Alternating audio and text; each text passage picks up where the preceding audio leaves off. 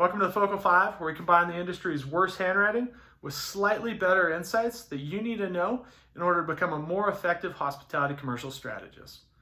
Now, number one, Silver Lake is out for world domination. Now, in the past couple months, they've announced significant stakes in Airbnb, Expedia, and Vacasa.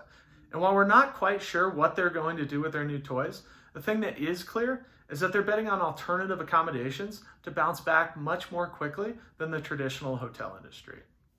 And it appears to be paying off. Of late, Airbnb's booking pace has actually surpassed where they were at same time last year, and it continues to accelerate. Now, number two, let's go find the intrepid traveler. Now, a recent study conducted by Skift in partnership with research and management consultancy 2031 showed that 55% of US consumers are willing to take a trip soon. Now, that's about 16% higher than in the UK and about 20% higher than in Canada.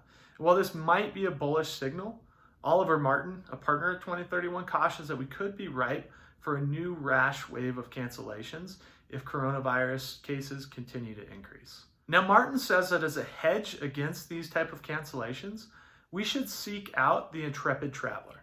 So what is an intrepid traveler, you ask? These are the travelers that are going to stick with their vacation plans no matter what. Now, these type of travelers can be hard to identify and even harder to capture.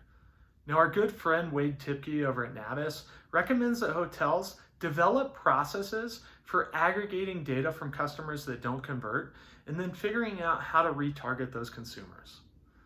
He recommends asking yourself, what are the processes that I have in place today to harvest data from non-booked guests and turn those into revenue? Now, if the answer to that question isn't what you think it should be, hit pause now and give them a call. Now, beyond that, I would recommend Googling B2C consumer lead generation and paying particular attention to any sources that talk about a content-driven approach. Number three, how do we get to break even as quickly as possible? Now, Jenny Blumenthal at PricewaterhouseCoopers finds that hotels can generally reach their break-even point at 35 to 50% occupancy. And with hotels opening across the country, that race to 35% is on. Now, our success as operators will be measured by how quickly we can get our owners to a place where they can stop digging into their pocketbooks.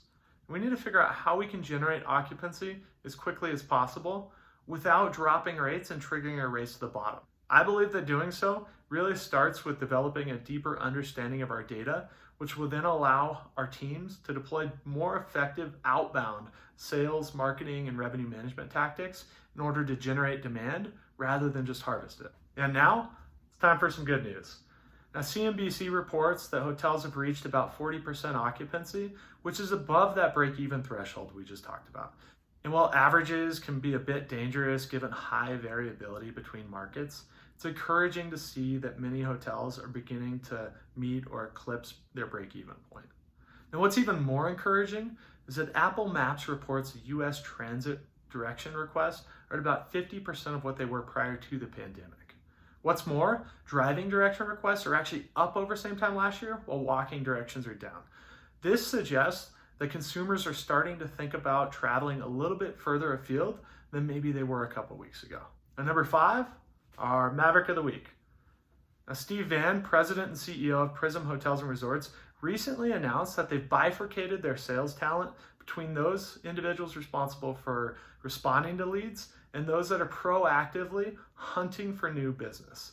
Now, by doing so, his team can respond lightning fast to inquiries while allowing their hunters to go out and do what they do best. Now, I love this approach, and it really mirrors a lot of the modern day SaaS sales techniques that have led to software eating the world in just a few short years. Now, that's it for the Focal 5. Thanks for taking a peek. And as always, if you have any questions, any comments, or know anybody that would be a good fit for our Maverick of the Week, feel free to drop me a comment in the section below or shoot me an email at mike@focalrevenue.com. Thank you and have a great week.